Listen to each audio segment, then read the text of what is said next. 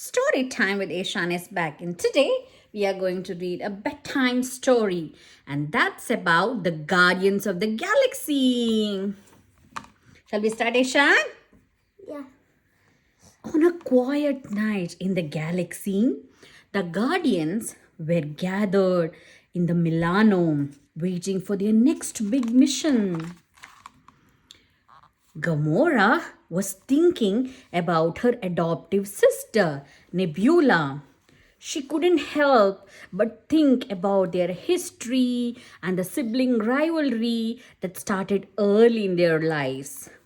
As young girls, Gamora and Nebula had been taken in by the most feared supervillain in the universe. Who is that?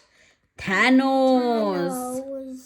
Thanos had been a harsh parent to Gamora and Nebula. To inspire competition between the two, he forced them to fight with each other over and over again. Gamora ran away from her evil family in search of something better.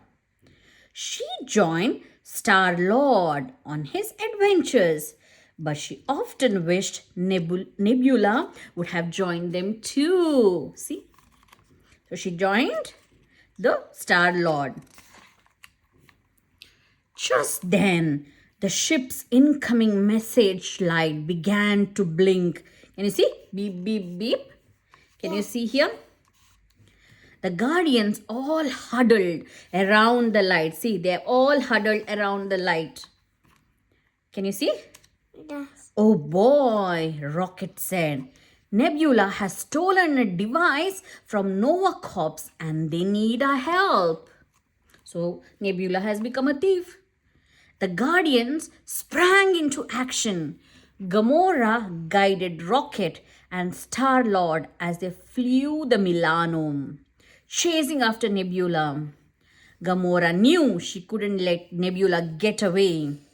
They flew through the galaxy following Gamora's lead. They landed on a planet, Morag. Which planet? Morag. And Star-Lord was skeptical, but Gamora had a feeling. If this is where you're hiding, Gamora muttered as they landed, then I'll find you. She had caught Nebula stealing in the past and had learned that she was wired into a whole underground network for black market goods linked by the subterranean tunnels of Morag. Gamora ran ahead of the rest of the Guardians. She navigated the streets until she spotted an old wooden door with strange markings etched into it. Gamora descended a creaky stairway. So it was a creaky stairway into the darkness below. At the bottom of the stairs, what was there? A tunnel branched off in two directions. Gamora looked one way, then the other. Suddenly she spotted a discarded cloak. A few meters, can you see? She found the discarded cloak. Can you see? Yeah. A few meters down, one of the tunnels. Gamora knew it belonged to Nebula. Wow. She was on the right track. Soon Gamora saw a shaft of light where the tunnel ended, leading into a large room. She crept towards the entrance slowly. Is someone there? Nebula's voice rang out. Why don't you quit skulling in the shadows and join me? Busted. Gamora entered the room to find Nebula standing in a corner holding a strange looking device. Can you see her holding a strange looking device? What is it? It was round and covered with dials and buttons. Gamora thought it must be some kind of weapon. Ah, Gamora, Nebula said. What a very unpleasant surprise. So she was definitely not happy. So she said, unpleasant surprise. Sister, Gamora said plainly, Nova Corps is missing a very specific piece of technology. Using this stick before it's ready causes immediate contamination, making it super dangerous. Is that it? She gestured towards the object in Nebula's hands. Nebula smirked. What, this old thing? Nope. Garage sale. Gamora gritted her teeth. Give it to me. Nebula's eyes narrowed. Make me. Gamora dived at Nebula, knocking the device out of her sister's hand as she fought back. It was like no time had passed between the two as they sparred like they had as children. And just like when they were young, only one could emerge the winner. So who you think is the winner?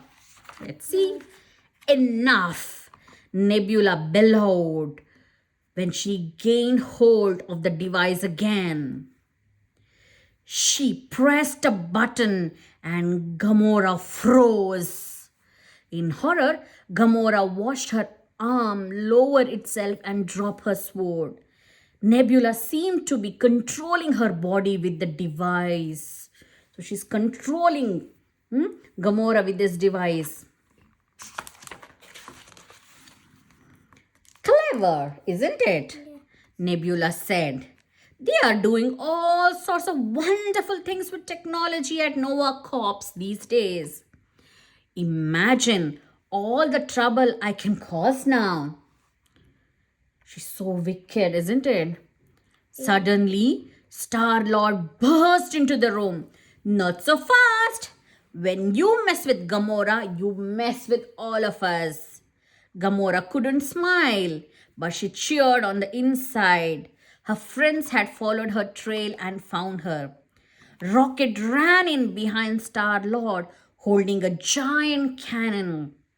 Then Drax came in. He looked over at Gamora and said, Why is she just standing there?